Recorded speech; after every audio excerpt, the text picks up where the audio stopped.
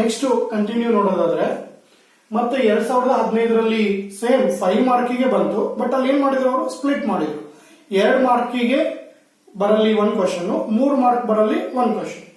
ಅದರಲ್ಲಿ 1 ಕ್ವಶನ್ ಏನಂದ್ರೆ mention any 4 diseases which are sexually transmitted, STD.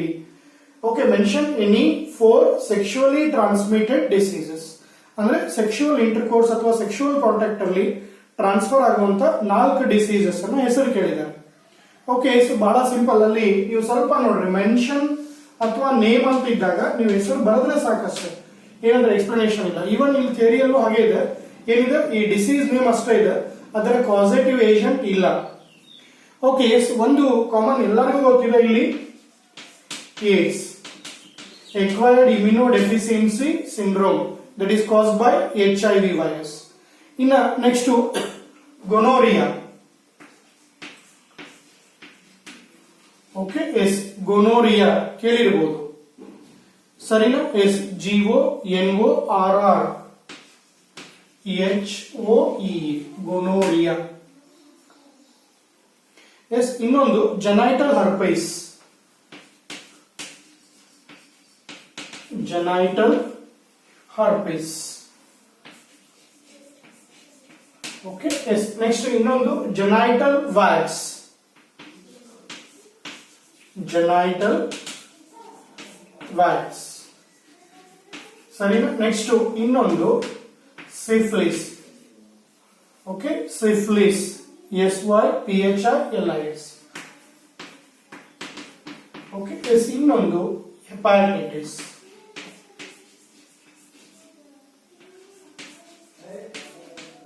B.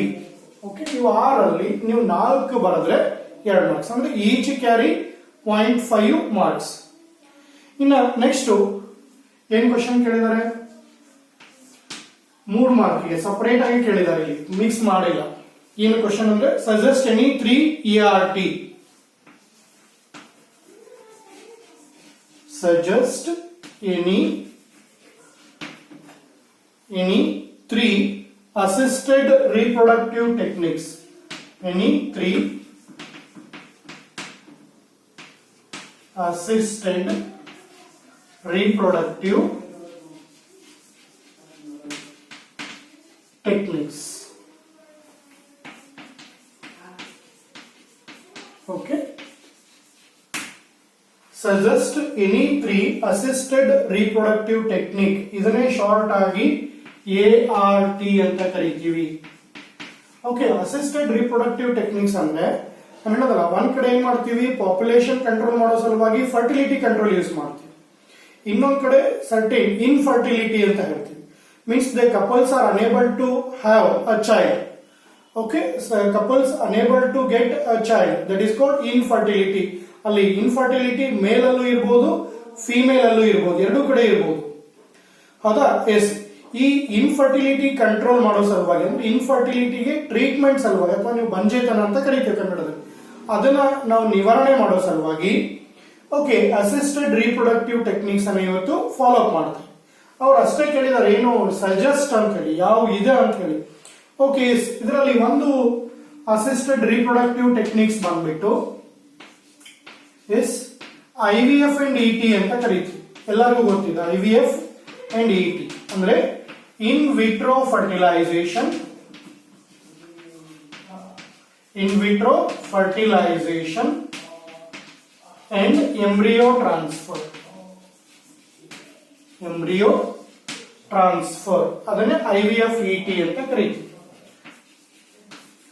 ಇಲ್ಲಿ ಏನ್ ಮಾಡ್ತೀವಿ ಅಂದ್ರೆ egg and sperm that is to be collected from donor parents. Donor parents ಇಂದ egg ಮತ್ತೆ sperm ಅನ್ನು ಎರಡು ಕಲೆಕ್ಟ್ ಮಾಡ್ತೀವಿ. Okay, those allowed to fuse in lab condition. ಅದಕ್ಕೆ ಇನ್ ವಿಟ್ರೋ ಫರ್ಟಿಲೈಸೇಷನ್ ಅಂತ ಕರೀತೀವಿ. ಲ್ಯಾಬ್ ಕಂಡೀಷನ್ ಅಲ್ಲಿ, ಲ್ಯಾಬೋರೇಟರಿ ಕಂಡೀಷನ್ ಅಲ್ಲಿ ಅಥವಾ ಕಂಟ್ರೋಲ್ಡ್ ಕಂಡೀಷನ್ ಅಲ್ಲಿ ಎಗ್ ಮತ್ತೆ ಸ್ಪರ್ಮ್ ಅನ್ನು ಎರಡು ಫ್ಯೂಸ್ ಮಾಡಿ ಮುಂದೆ ಅದೇನು ಝೈಗೋಟ್ ಫಾರ್ಮ್ ಆಗುತ್ತೆ, zygote allowed to develop embryo, ಈ ಎಂಬ್ರಿಯೋನ ಹೋಗಿ ಟ್ರಾನ್ಸ್ಫರ್ ಮಾಡೋದು, ಅದನ್ನ in vitro fertilisation and embryo transfer ಅಂತ ಕರಿತೀವಿ. ಇನ್ನ ಸೆಕೆಂಡ್ ಬಂದ್ರೆ ಜಿಫ್ಟ್ ಅಂತ ಕರಿತೀವಿ. ZIFT ಅಂದ್ರೆ ಝೈಗೋಟ್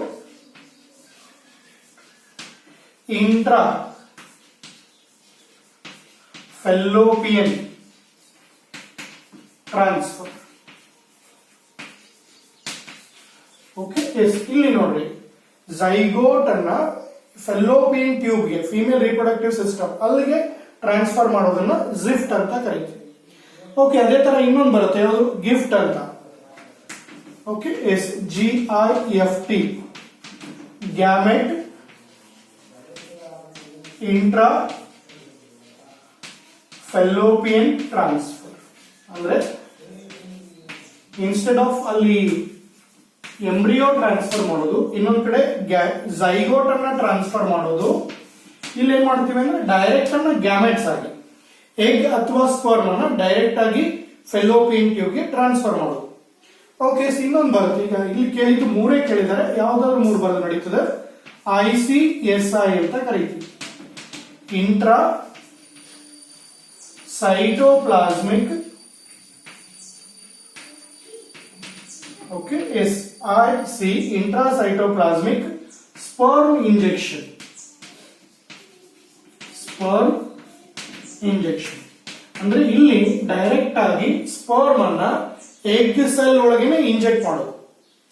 ಓಕೆ, ಅದನ್ನೇ ಇಂಟ್ರಾ ಸೈಟೋಪ್ಲಾಸ್ಮಿಕ್ ಸ್ಪರ್ಮ್ ಇಂಜೆಕ್ಷನ್ ಅಂತ ಹೇಳ್ತೀವಿ.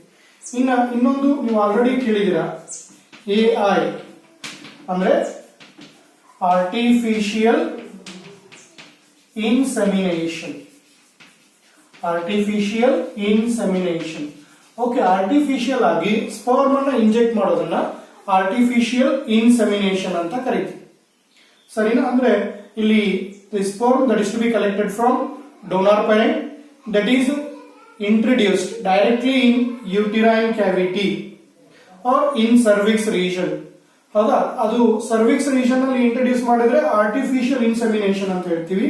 ಅದನ್ನೇ IUI ಅಂತ ಕರಿತೀವಿ, intra uterine sperm injection. Okay, yes intra uterine sperm injection ಅಥವಾ ಇನ್ಸೆಮಿನೇಷನ್.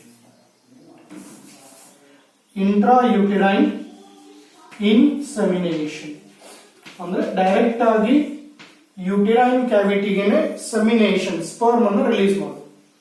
ಓಕೆ, ಇವು ಏನಪ್ಪಾ ಅಂತಂದ್ರೆ ನೀವು ಅಸಿಸ್ಟೆಡ್ ರಿಪ್ರೊಡಕ್ಟಿವ್ ಟೆಕ್ನಿಕ್ಸ್. ಸರಿ, ಇಲ್ಲಿ ನೋಡ್ರಿ ಎರಡು ಕ್ವಶನ್ ನೋಡ್ತೀವಿ. Mention any four sexually transmitted diseases.